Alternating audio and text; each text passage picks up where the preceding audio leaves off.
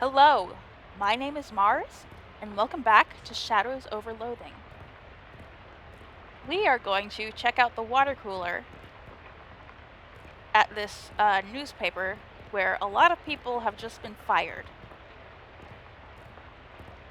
There's some kind of... I'm feeling a lot of going under vibes right now, like something seedy is going on at this company.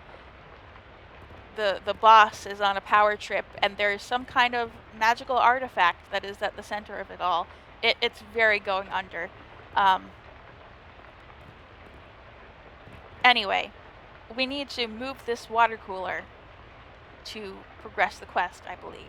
So let's go. Oh, look, a trapdoor. Let's go through it. Watchful Eye Office, underground. Fish people? Wow! I was not expecting that. It's an underground press. Literally, there's still a newspaper left in it. Take the paper. Underground newspaper. This was printed in a secret underground newspaper office. Interesting. It's a calendar from 11 years ago. There's a huge black skull scrawled on July 22nd, 1917. What happened on July 22nd, 1917? Control panel for the pneumatic tube system. The control panel has a green button, a red button, a big lever, a knob with a bunch of letters on it, and a series of colored lights that are all currently off. Consult the manual. Oh geez. Push the green power on button, pull the pumping gauge lever, adjust the suction rate according to the pressure diagnostic indicators. If the red indicator light is on, set the suction adjust dial to A. If blue, adjust it to E. If green, adjust it to D. To abort startup, press the red power off button. Hold on. I'm gonna take a picture of this screen so I can...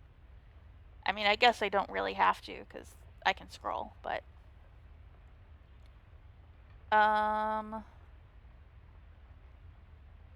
Push the green button. Pull the lever.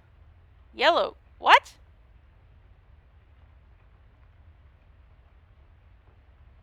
Yellow.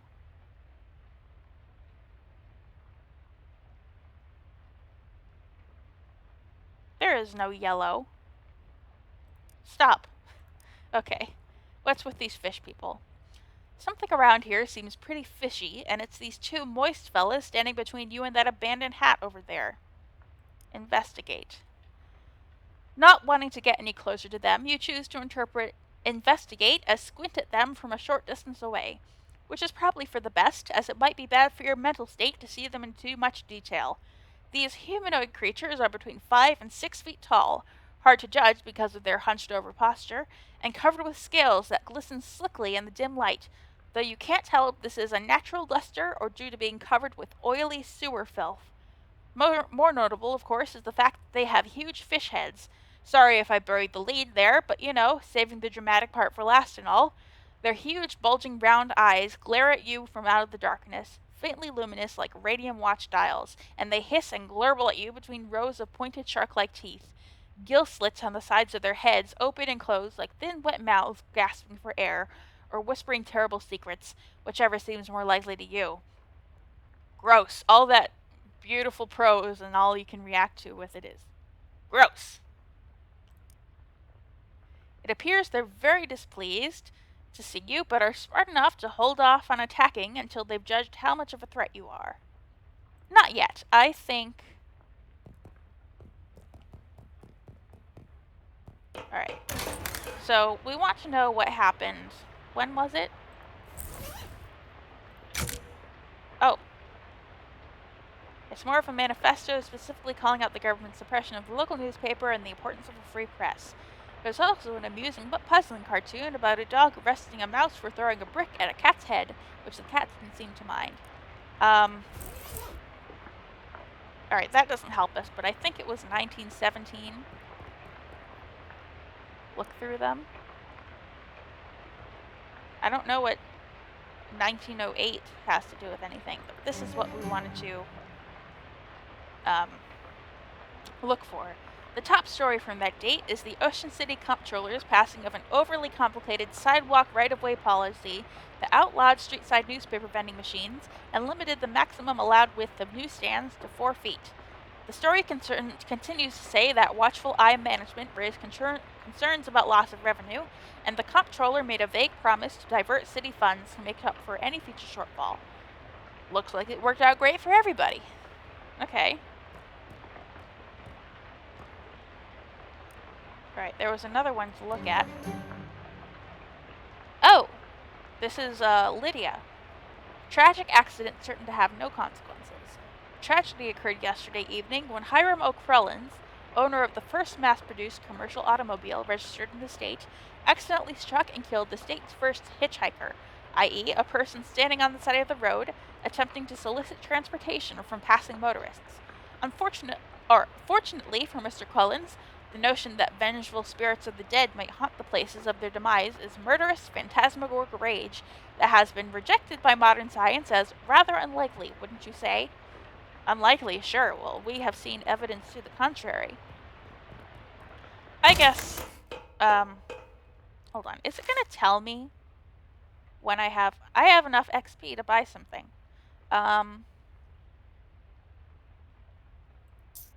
We already have +1 mysticality.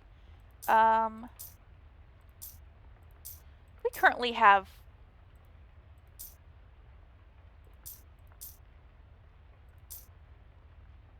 Alright, what's my character sheet look like? We currently have no Moxie, so I'm going to buy that. And, you know, I have 15. I'll buy muscle as well. We haven't even gotten to the point where item and meat drops are relevant, so I think it's just good to have my stats up for now. I'd rather just attack them rather than read the description again. It was quite long. Alright, what can Gabby do? Okay.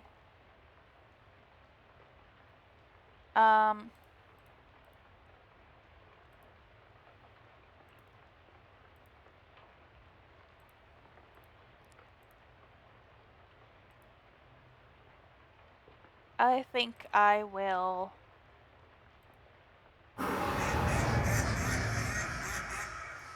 do that.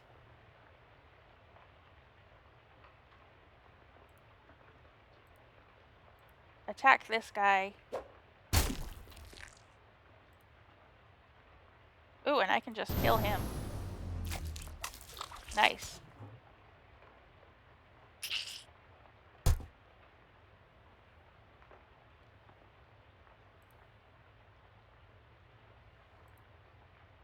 Slap. Okay, she can slap or she can heal. I think Sheldon is gonna be fine, so she can just slap.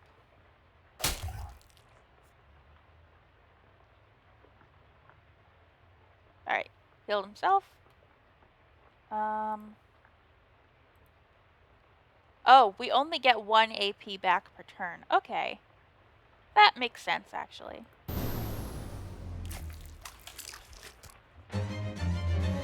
That wasn't too hard. You won! So much for those things that you'd rather not think about any further. Excellent. An ominous, vaguely person-shaped stain on the ground. A very old manhole cover. This must be the hat Jessica wanted you to recover. Terribly cursed Fedora. Nothing good can come of this, so I'm not gonna put that on. Wait, it didn't automatically put it on me, did it? Okay, good.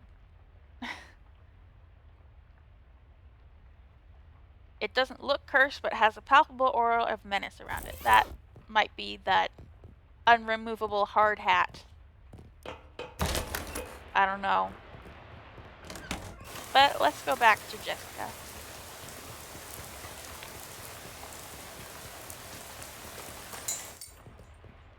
Oh, hey, guy. Who are you? This must be Charles Wallace. You must be Charles Wallace. I'm Vivian. That I am. Pleased to meet you, Vivian. What do you do around here? Oh, your general handyman sort of stuff. I keep the lights on and the water running. built the Detectatron and the uncursing machine, too. Wow, that's some real high-tech wizardry. Ah, it's nothing, really. Let me ask you something. Anything I can help you with? What's this about an uncursing machine? Oh, I only built the thing. I can't begin to tell you how it works. The innards are all wired up to a little porcelain cat figurine that Murray found somewhere. Well, that's weird. In a real traditional sense, yep. Nothing right now. Hi, Jessica. I got the hat. Did you find the hat? I found a hat. I guess it's the one you meant. It doesn't look unusual, although, yeah? Well, it does creep me out a bit. I can't really put my finger on why. I know what you mean. Feels kind of like you have a headache, except you don't, actually. More like a feeling of dread.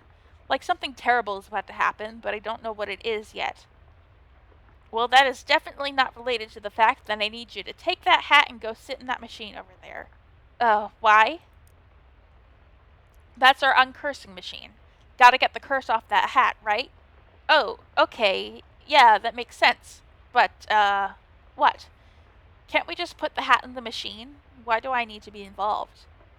Because the machine needs a mind to guide the uncursing process. Together you'll lift the curse from the hat and transform it into a sort of allegorical dream space that the machine can transfix. A what? Sorry, I know it's a lot. Let me rephrase. The uncursing machine uses your subconscious mind to drive a wedge between an item and its curse. The item is cleansed relatively easily, but that doesn't negate the curse fully. Once separated from the item, the machine stores the curse and allows you to physically project into it to try and resolve the metaphorical scenario at the core of its existence. That's where things can get a little weird. Yeah, I know it sounds crackers, but you'll just have to give it a try to understand. Okay. Is there gameplay involved in this? That might be cool. You sit in the chair, which is surprisingly comfortable, and pull the weird metal dome thing down over your head. What would you like to uncurse today? The terribly cursed Fedora. No sooner have you sat down than the machine, with a hiss, positively whiffs the Fedora straight up into the dome.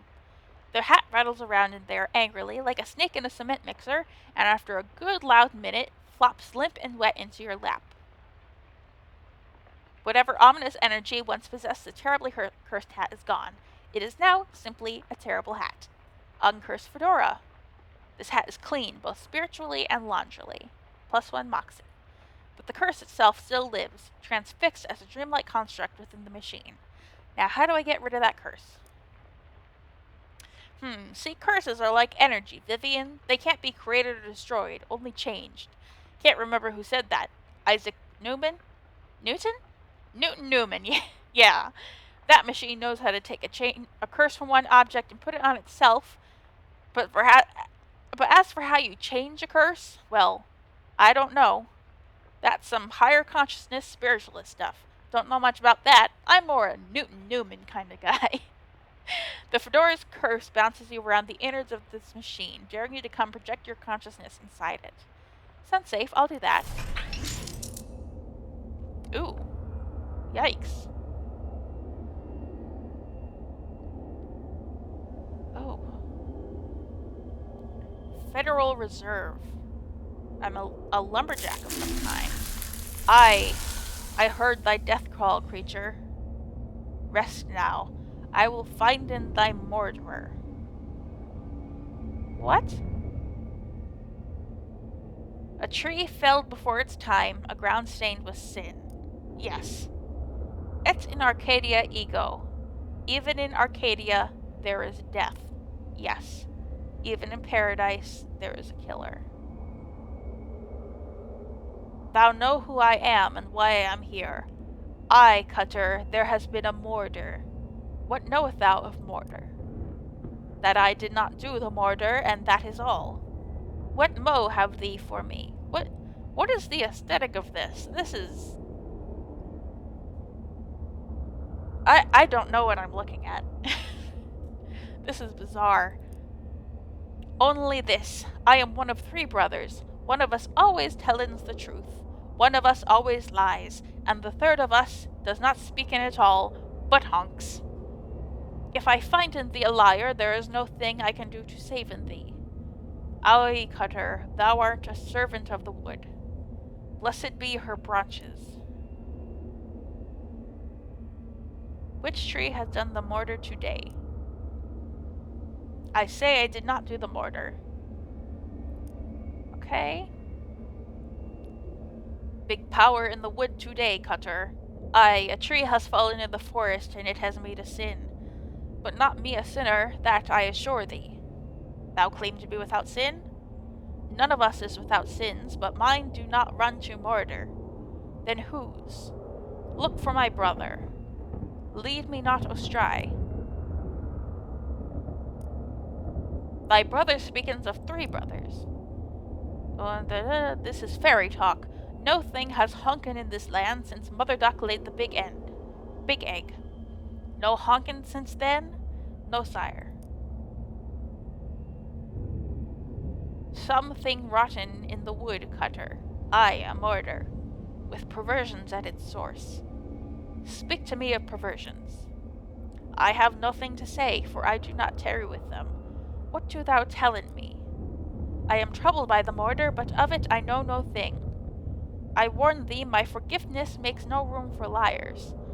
Thou will do what thou must, Cutter, I have no doubt. Aye, now make like a tree. Thy brother speaking of 3 brothers. I do not honkin, sire, I swear upon it. Never hast thou honkin? Never, never, 'tis a sin in my eyes. Okay. They all say they didn't do it.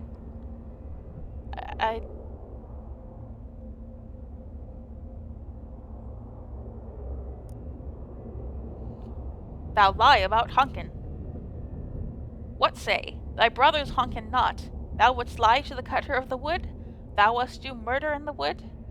Aye, thou hast the right of it. I sought only to distract in thee, whilst I making my escape. Goodbye, Cutter.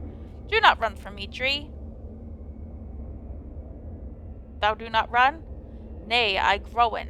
In 100 years I will have growen so tall and strong, thine axe will never fell in me. But I will not wait 100 years. Die, murderer. I have no choice.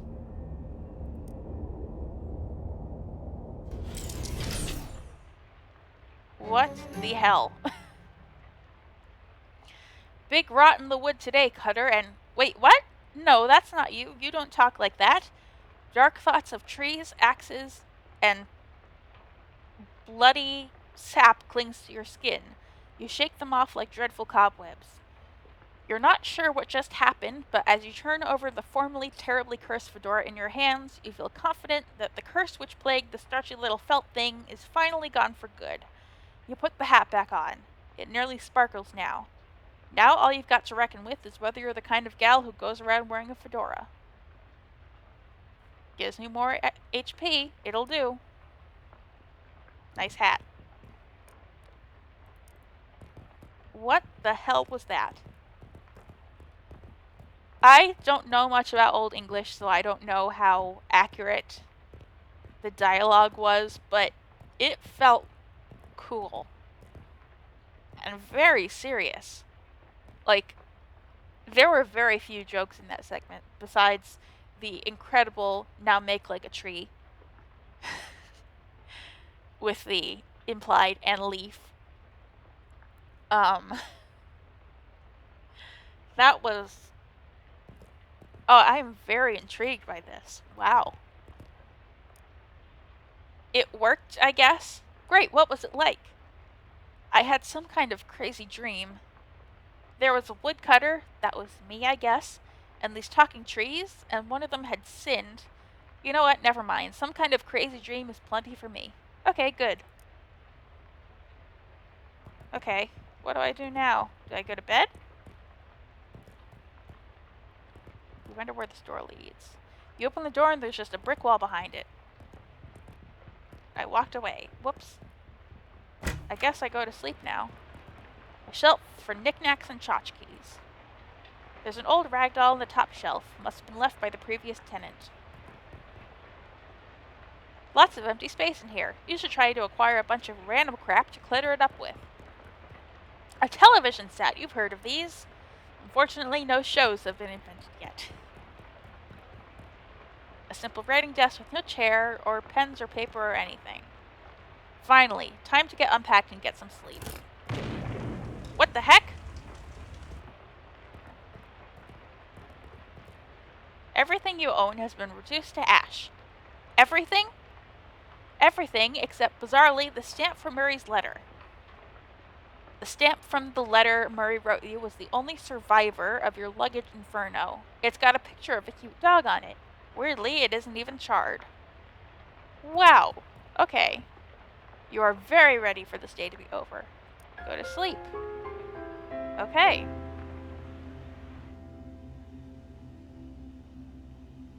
Jacob Marley? A dream about school. These dorm beds are so uncomfortable. A poster of my favorite literary ghost. Lots of people in this hallway, it seems. Oh, I love this dream ambiance. Wow. Hello. Hello. How's it going? Do you know which locker is mine? I can't remember which locker is mine. I'm sorry, I don't know. It's alright. I'll figure it out eventually.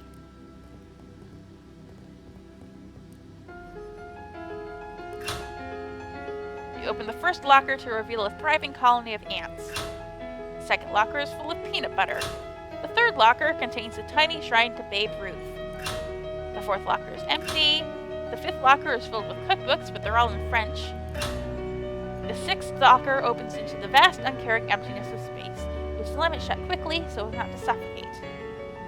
There isn't a seventh one. I said check the seventh one. I said there are only 6 lockers. Okay, geez, you look in the 7th locker. It's filled with old school papers. Look at the papers.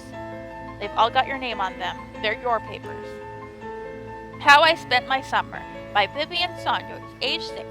This summer I visited my Uncle Murray. Uncle Murray is funny. He knows magic. I had a fun time with Uncle Murray. The end. That's my child's voice, I guess. Look under the papers.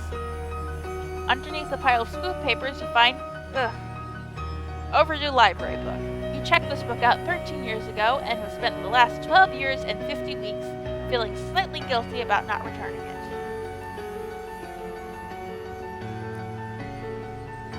Nice faces you've got there.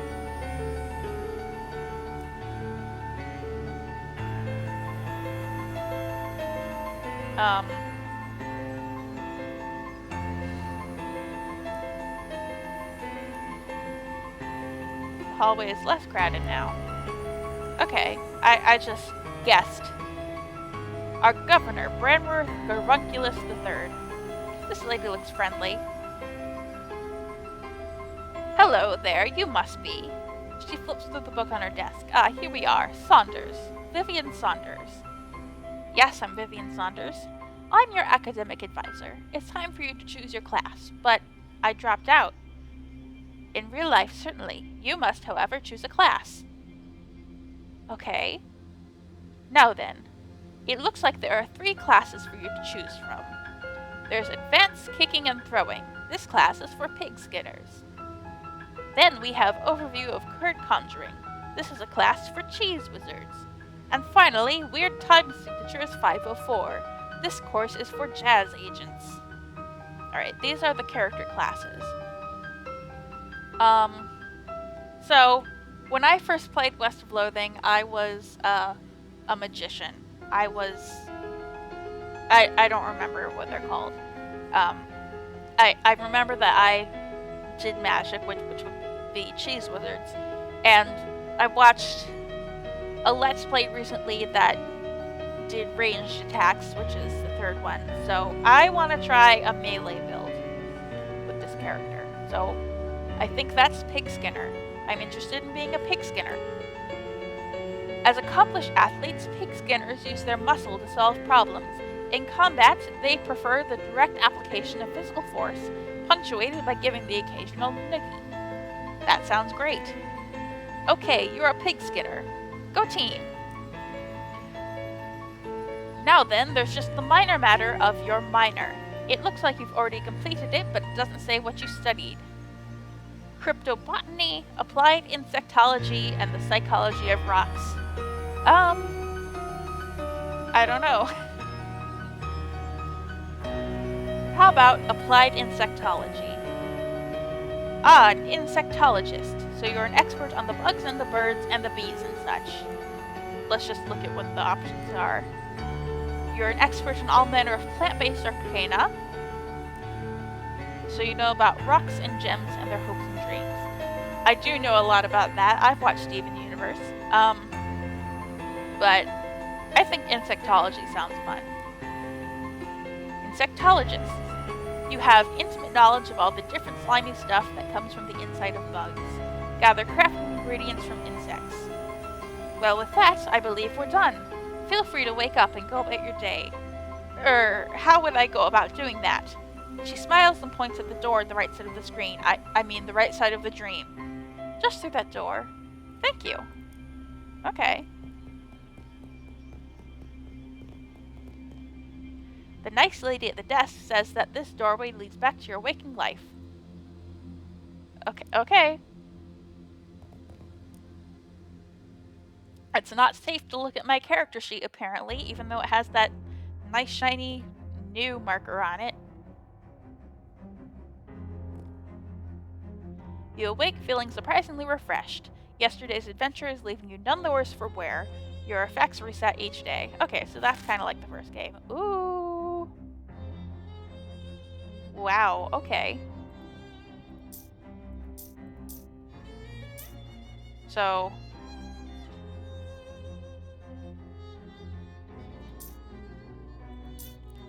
wow, okay, there's a lot to look for. So there are... wow. There are muscle things, physicality things, moxie things, and probably a skill, boast your way out of anything, and some insect-specific stuff. Arthropod affinity and entomologist grace. Wow, okay. Morning, Vivian. How'd you sleep? Wait, why are you still wearing those wet clothes? All my other clothes burned up in a freak luggage fire. Ah, geez, that's weird and unfortunate. You seem less surprised by it than I would expect. We've kind of gotten accustomed to weird and unfortunate stuff happening around here. You could pick out some clothes from the shop out front if you don't mind looking like someone's dusty old grandma. I'll be alright, thanks anyway. Well, once you've got the sleep out of your eyes, I've got another mission for you. Another cursed thing? Yeah, I've had my eye on it for a while, but it keeps moving around. Mostly the readings put it at the local speakeasy at the back of an alley at the other end of the block. The artifact isn't there right now, but that's what I'd start looking. Where I'd start looking. Maybe you can pick up some clues? Okay, what am I looking for? It appears to be a watch of some kind. A pocket watch, or maybe a wristwatch. I can't be certain. A watch in the speakeasy in the alley. Got it. Anything else? You'll need the password for the speakeasy. It's Fiddlesticks. Also, let me give you this to-do list. It's enchanted to always show you whatever's written on the chalkboard here. Alright, pretty neat trick. There's some meat for expenses too. The army surplus next door should have anything you need in case things get rough. That's ominous, but thanks. Okay. Start your search for the cursed watch at the speakeasy. And there's a little tab for to-do list up there. Well, I am very excited for where this game's gonna go. It is already surprising me very early on in it. It's like, it looks exactly like West of Loathing, but like tonally it's going in a whole different direction. The comedy is still of the same caliber, but the story and the atmosphere is just really impressing me so far. So I'm really looking forward to seeing this game open up and for all the RPG choose your own adventure craziness to get going. So I'm really excited, but I'm going to end it there. I have been Mars, and I will be back with more Shadows over Loathing.